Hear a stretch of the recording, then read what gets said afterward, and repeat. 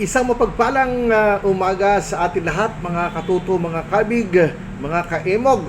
Kumusta po tayong lahat sa panibagong buhay, panibagong bukas, sa panibagong umaga na atin pong nakamtan ngayong araw na ito. Naway patuloy ang pagpapala ng bawat isa ay matamo. Alright mga katoto, kumusta? Nako, so sige po, tayo po'y dumako na kaagad sa atin pong talakayan na kwentuhang pambaranggayan dito sa Ikaw at ang Barangay ni Barangay Secretary Emong. Ay! Okay, kagabi mga katoto, tayo po ay ang pamunuan po ng barangay ay nagkakaroon po ng consultation, nag-ugnayan sa barangay street meeting. Siyempre sa pamumuno ng amin po ng barangay Boy Timabag, kasama ang mga kagawad at ilang mga barangay workers para siyempre suportahan. Pangalawang gabi na po namin na ginawa po ito dahil nga po sa mayroon po tayong tax ordinance na gustong ipasa sa City Council. At as per mandated ng DILG, bago pag-usapan, talakayin sa Sangguniang Bayan, dapat dumaan muna sa consultation sa mga kabarangay. At ito na po yung ginagawa namin. Pangalawang gabi namin po itong ginagawa, tuwing alas 7 ng gabi. Dito siyempre sa pamayanan ng Barangay 178. At tinatalakay po dyan yung tax ordinance nga na gustong isulong sa pamayanan. Pangalawa, yung paglalagay ng ilaw ng ating mga kababayan, lalo na doon sa mga madidilim na iskinita, doon sa mga nagpapaupa na kung saan ay kumikita naman sila ng, di ba, syempre may paupahan. Baano man namang kalahating pisngi ng bumbilya ilawit sa labas para maging maliwanag sa gabi yung kanilang lugarin, at nang sa ganun mabigyan din ng proteksyon yung mga kababayan nila, yung mga nangungupahan sa kanila na umuuwi hating gabi.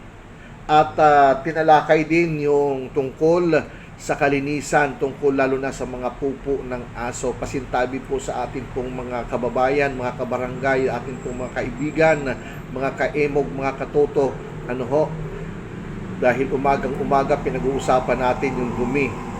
Anyways, dito po sa talakayang ito, nababaling ang usapan, ang sisi sa pamunuan ng barangay pag may kinalaman sa dumi ng aso. Sa mga aso, kayo po, tanungin ko mga katoto, kayo po ba'y nakatanggap ng mandato, ng utos, o mayroon bang pinasa na resolusyon man lang ang inyong barangay na lahat ay magkaroon ng alagang aso o di kaya pusa sa inyong mga tahanan? Ako, ang kasagutan, alam ko po, wala. So, ibig po sabihin, mga katuto, ang pag-aalaga ng aso ay responsibilidad noong gustong magkaroon ng aso sa kanilang bahay. Ang problema, inalagaan. Hindi ko alam kung tama bang term na inalagaan, pero para namang hindi. Kasi, pag malalaki na yung mga aso nila, papalabasin sa kanilang bahay, sa umaga, lalo na madaling araw. Kaya't mga katoto, mapapansin po ninyo, wala ng tao sa paligid, sa kalsada, ang makikita nyo po maraming aso. Doon po kasi pinapalabas nila, lalo na sa madaling araw, ang kanilang mga alagang aso. Hinahayaan na makaihi, makapupo. Hindi naman sinusundan, basta hahayaan lang na umalis para magpupo at babalik, papapasukin uli, itatali uli. Hindi po ganun ang tamang pag-aalaga sa ating mga alagang aso. Pag sinabi nating alaga talaga, pinapakain, pinapaliguan, di ba? Maganda ang kanyang tulugan, Kasi ang mga aso lalo na ay parang kapatid na natin. Kabahagi ng ating buhay. Ang masaklap, gusto mong mag-alaga pero binibigyan mo ng problema ang kapitbahay mo. Binibigyan mo ng suliranin na dapat hindi naman siya namumroblema. Bakit? Doon magpupupo sa kapitbahay mo yung alaga mong aso. Hindi mo man lang madakot. Pagtatalunan pa. Bakit? Sigurado ka bang aso ko yang nagpupo dyan? May ganun eh. Diba? Mangangatwiran pa. Isinisisi sa pamunuan ng barangay. Minsan, naalala ko, napanood ko yung si Dodot Jaworski, yung vice mayor ng lungsod ng Pasig, umiikot sa may kinalaman sa mga aso at dumi. No, 2,000 daw ang multa kapag ka nahuli ang kanilang mga aso. May nag-comment, bakit daw kasi hindi gawan ng kulungan ng barangay ng pamunuan. So, problema pa ngayon ng barangay na hindi naman dapat. May nagsabi pa, kailangan bantayan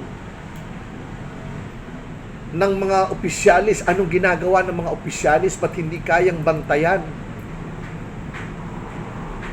Sa 4,000 na residente, ilan lang ang kagawad? 8, kasama ang SK chairman.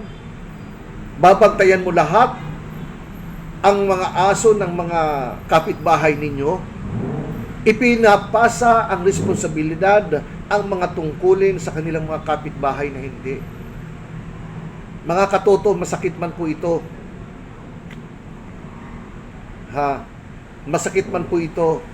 Hoy, mahiya naman tayo. Kung mag-aalaga tayo ng ating mga alagang aso, alagaan po natin. Huwag ho nating idamay ang atin pong mga kabarangay. Okay po, mga katoto, maraming salamat po. Kung kayo po ay may katanungan, huwag hong mahiya magtanong. Ano po, kayang nating sagutin sa abot ng ating kakayanan.